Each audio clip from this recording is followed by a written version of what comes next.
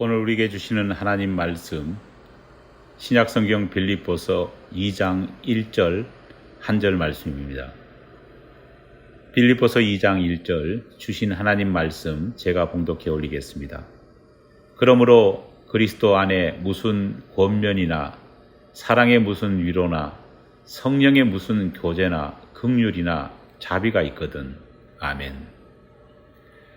제3차 선교여행이 끝날 무렵 사도 바울은 원대한 꿈 하나를 가슴에 품습니다.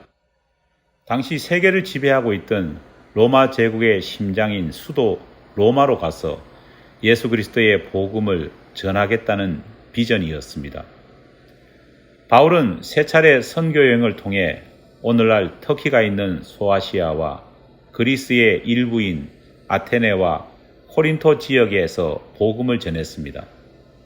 하나님의 은혜로 많은 성과가 있었습니다. 여러 교회들이 선교 지역에서 세워졌습니다. 하지만 예상했던 것과 달리 바울의 선교는 사실 지지부진했습니다.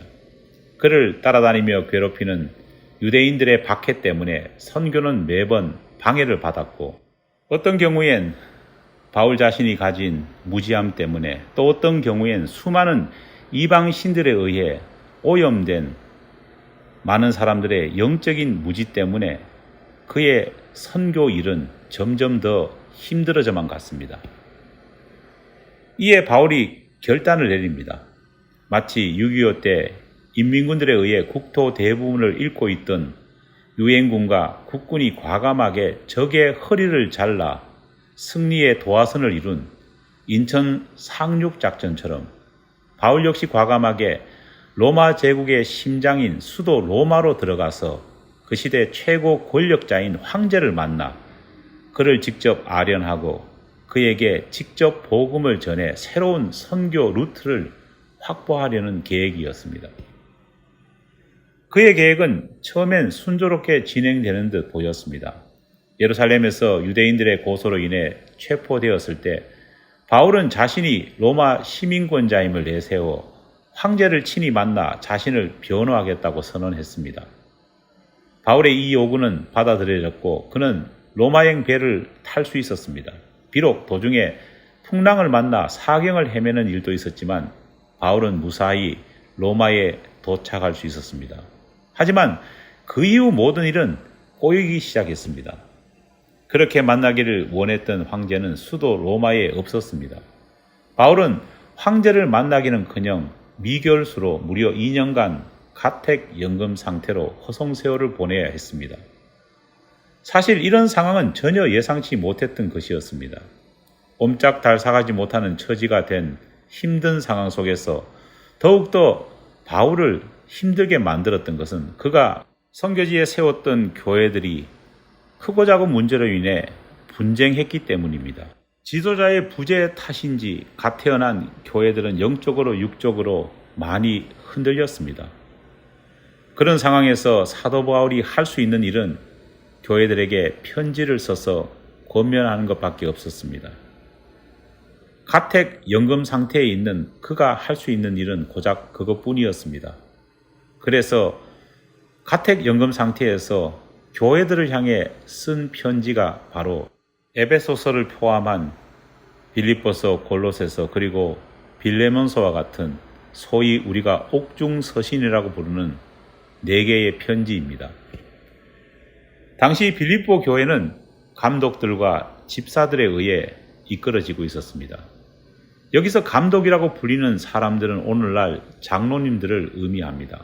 문제는 평신도들에 의해 이끌어지고 있던 빌립보 교회의 박해가 시작되었다는 것입니다. 교인들이 유대인들에 의해 또 로마 제국에 의해 이런저런 박해를 받다 보니 교회 분위기는 점점 나빠졌습니다. 그러던 중 빌립보 교회에서 중추적인 역할을 감당하고 있던 두 여성도들 사이에 다툼이 일어나기 시작하자 교회의 상황은 걷잡을 수 없어졌습니다. 빌립보서 4장 2절입니다. 내가 유오디아를 권하고 순두베를 권하노니 주 안에서 같은 마음을 품으라. 둘 사이의 다툼은 교리적인 문제나 도덕적인 문제가 아니었습니다. 하지만 유오디아와 순두계라고 하는 두 여인들 사이의 분쟁은 교회가 각 여인들의 편으로 갈라져 둘로 나누어 대립하는 양상을 띠기 시작했습니다. 흥미로운 것은 두 여인의 이름이 가지고 있는 뜻입니다. 유오디아란 이름의 뜻은 성공적인 여행 또는 순조로운 여행이라는 의미입니다. 순두계라는 이름은 즐거운 사이, 기쁜 관계라는 의미입니다. 아이러니하게도 상황이 좋을 때는 순조롭고 즐거웠던 사이가 교회에 어려움이 닥치자 서로 공격하고 서로 갈등하는 관계가 되어버린 것입니다. 초대교회의 기록을 보면 바로 두 여인 중 하나가 그 유명한 자세곶 장사 루디아였다고 합니다. 사실 루디아라는 이 이름은 그 여인의 본명이 아닙니다. 루디아는 지명입니다. 옛날 할머니들이 이름 대신 시집 오기 전 태어난 지명을 앞에 붙여 파주댁, 안동댁이라 부른 것처럼 이 여인에게도 여인의 출생지인 루디아의 이름을 붙여 루디아 출신의 여인이라는 의미로 자주장수 루디아라 그렇게 불렀던 것입니다. 빌립보 교회의 실질적인 창립 멤버였던 루디아가 연루된 교회의 갈등이었기에 그 문제는 결코 가볍지 않았습니다. 사도 바울이 가택 연금 상태에서 얼마나 인간적으로 애가 탔을지가 짐작이 되지 않습니까? 바로 그런 상황 앞에 바울은 빌립보 교회 성도들에게 편지를 보냅니다. 실질적인 어려움 속에 있는 교회에게 갇힌 몸으로 어떻게 할 수 없는 상황 속에서 바울이 했던 권면이 무엇이었을까요? 바울이 어려움 속에 있는 교우와 교회들을 향해 했던 이 권면이 특히 오늘 우리에게 중요한 것은 오늘 우리 역시도 상황은 다르지만 비슷한 어려움, 비슷한 상황을 겪고 있기 때문입니다. 위기에 있는 교회와 성도들에게 내린 바울을 도구 삼아 주신 하나님의 말씀은 과연 어떤 것이었을까요? 오늘 우리가 서로 해야 할 일이 바로 여기에 기록되어 있습니다. 하나님께서 바울을 통해 주신 권면인 오늘 본문 말씀을 다시 읽겠습니다. 그러므로 그리스도 안에서 무슨 권면이나 사랑의 무슨 위로나 성령의 무슨 교제나 긍휼이나 자비가 있거든. 사도 바울은 어려움 속에 있는 빌립보 교회에게 힘든 상황 속에서 갈등까지 겪고 있는 그 교우들에게 4가지 영적 영양제를 줍니다. 그 첫 번째가 바로 서로 권면하라는 것입니다. 권면이란 이 말을 헬라어 성경은 파라클레시스라고 하는 단어를 사용해 기록하고 있습니다. 원래 이 말의 뜻은 곁에서 속삭이다라는 그런 의미입니다. 화가 난 사람이 곁에서 속삭일 수 있을까요? 결코 그럴 수 없습니다. 화가 난 사람은 고함을 지를 뿐입니다. 분노에 가득 찬 사람이 곁에서 속삭일 수 있을까요? 그럴 수 없습니다. 세상이 떠나갈 듯 악을 쓰고 소리를 지르겠지요. 곁에서 속삭인다는 것은 사랑의 표현입니다. 애정과 관심이 가득 담긴 행동입니다. 우리는 파라클레시스라는 이 단어와 비슷한 단어를 이미 잘 알고 있습니다. 바로 파라클레토스라는 말입니다. 이 말을 우리말 성경에서는 보혜사라는 말로 번역하고 있습니다. 바로 성령 하나님을 뜻하는 단어입니다. 보혜사 성령님이 어떤 분이십니까? 힘을 잃고 용기를 잃어버린 사람들을 돕는 분 아니십니까? 찬양 가운데 이런 가사가 있습니다. 따스한 성령님 마음으로 보내 내 몸을 감사하며 주어지는 평안함, 만족함을 느끼네. 하나님께서는 따스하게 위로하시는 분, 따스하게 감사 주시는 분이십니다. 신학자들 가운데 성부 하나님이 아버지의 모습이라면 성령 하나님은 어머니 같은 분이라고 말하는 사람들이 있습니다. 상황이 어려울수록 우리는 더욱더 서로를 향해 권면, 즉 파라클레시스를 할 수 있어야 합니다. 마치 성령 하나님처럼 따스한 말로, 따스한 속삭임의 위로로 용기를 북돋아주는 말 한마디를 서로에게 내뱉을 수 있어야 합니다.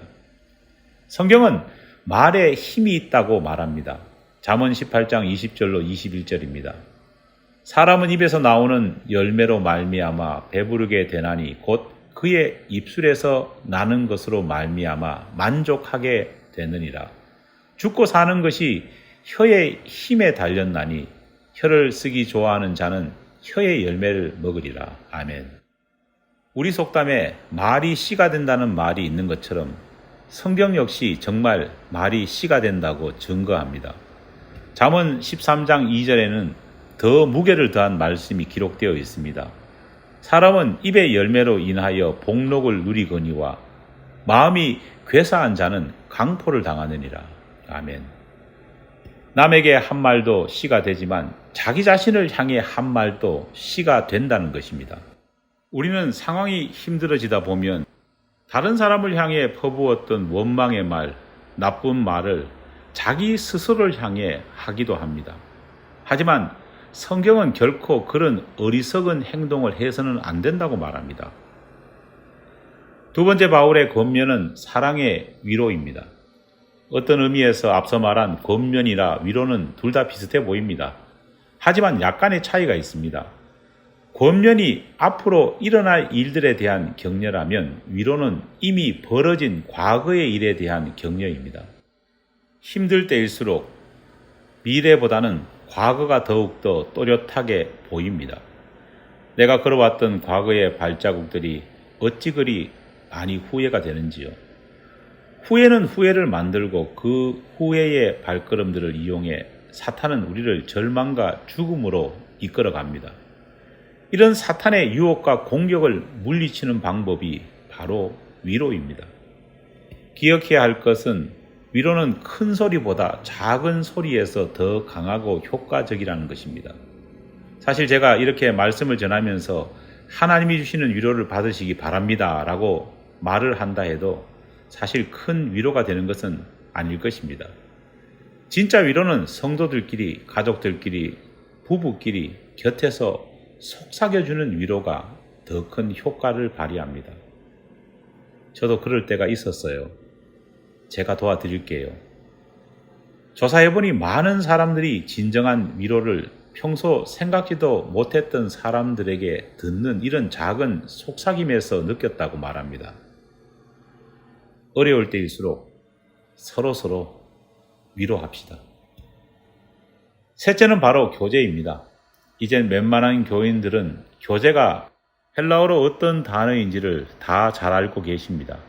교제는 헬라어로 코이노니아입니다. 그런데 많은 사람들이 코이노니아를 보통 먹고 즐기고 노는 것 정도로 생각합니다. 아마 코이노니아란 이 단어가 한국어로 교제라는 말로 번역된 데에서 생긴 영향력이 크다고 생각합니다. 하지만 코이노니아는 원래 교제라는 말보다는 참여나 동력이라는 말로 번역하는 것이 더 합당합니다.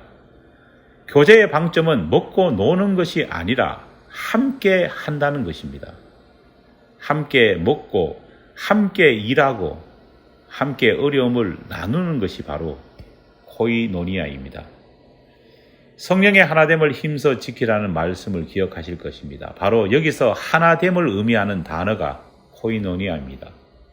어려울 때일수록 함께 해야 합니다. 참여해야 합니다. 함께 할 때 배치장도 맞들면 낫다라고 하는 그런 우리말 속담이 실현되는 것처럼 함께 할 때 더 큰 힘이 생깁니다. 성령의 9가지 열매를 여러분 기억하실 겁니다. 사랑과 희락과 화평과 오래 참음과 자비, 양선, 충성, 온유, 절제가 바로 이 9가지의 열매입니다. 그런데 흥미로운 사실은 성경은 이 9가지 열매를 말하면서 항상 복수가 아니라 단수로 표현하고 있다는 사실입니다.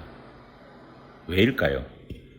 성경의 열매는 각각이 아닌 하나 될 때 비로소 실현되어지기 때문입니다. 모래알 같은 개개인의 특출함이 박해 시대 교회를 살리는 것이 아닙니다. 오히려 진흙처럼 개개인이 보이지는 않지만 하나 될 때 힘은 배가 되는 것입니다. 마지막으로 바울은 긍휼과 자비에 대해 말합니다. 재미있는 것은 긍휼 즉 스프랑크나 자비 즉 오익 티로모이라는 말은 모두 사람의 장기와 관련된 말이라는 것입니다. 심장은 인간의 가장 중요한 장기 아닙니까? 그런데 이 심장이라는 말과 긍휼이라는 단어가 헬라어로는 똑같은 단어를 사용합니다. 허파는 어떤가요? 대단히 중요한 장기 아닙니까? 그런데 자비라는 말과 허파라는 말이 헬라어로 연관되어 있습니다. 심장이 덜덜 떨린다. 부하가 치밀어 오른다. 참고로 부하는 바로 허파를 의미합니다. 여기서 심장과 부하라는 주어가 사용되었다고 해서 우리 몸의 장기에 이상이 생겼다는 말은 아닐 것입니다. 모두 심리, 즉 우리 마음에 문제가 있다는 표현을 하고 있는 것입니다. 하지만 정말 우리 가운데 어려움이 있을 때에 진짜로 심장이 덜덜 떨리고 허파가 풍선처럼 부풀어 오를 수 있다고 생각하니 정말 두렵지 않을 수 없습니다. 어려움이 있을 때 서로서로 긍휼을 베푸는 것과 자비를 베푸는 것은 마음의 위로는 물론 우리 몸이 받고 있는 스트레스를 낮추어 줍니다. 하나님께서 사도 바울을 통해 주신 어려움을 극복하는 4가지 비법은 어제도 오늘도 미래도 변함없이 우리 가운데 역사합니다. 어렵고 힘든 시절을 우리 모두가 보내고 있습니다. 이럴 때일수록 우리 함께 하나님이 주신 이 4가지 비법을 사용해 봅시다. 말의 힘을 믿으며 서로서로 힘과 용기가 되는 권면을 자주 나눕시다. 내가 하는 권면이 상대방을 살릴 것입니다. 내가 나에게 하는 권면 역시 나를 일으켜 세울 것입니다. 또 서로 위로합시다. 우리 모두가 걸어온 길은 믿음의 눈으로 본다면 하나님이 나를 이끌어 오신 발자취입니다. 그러하기에 결코 후회함도 절망도 없습니다. 걸어온 길이 중요한 것이 아니라 그렇게 걸어온 길 끝에 우리 주님이 우리를 기다리고 계신다는 사실이 중요합니다. 과거를 아쉬워하는 사람들에게 과거는 하나님이 나와 함께 만드신 발자취임을 우리 서로서로 말해줘 일깨워주고 위로합시다. 그리고 함께 교제합시다. 단순히 즐기는 교제만이 아니라 솔선수범에 서로서로 함께 짐을 지고 동참하는 교제가 필요합니다. 마지막으로 긍휼과 자비를 서로에게 베풀어 줌으로써 마음의 힘듦이 육신의 병으로 이어지지 않게 우리 서로 도웁시다.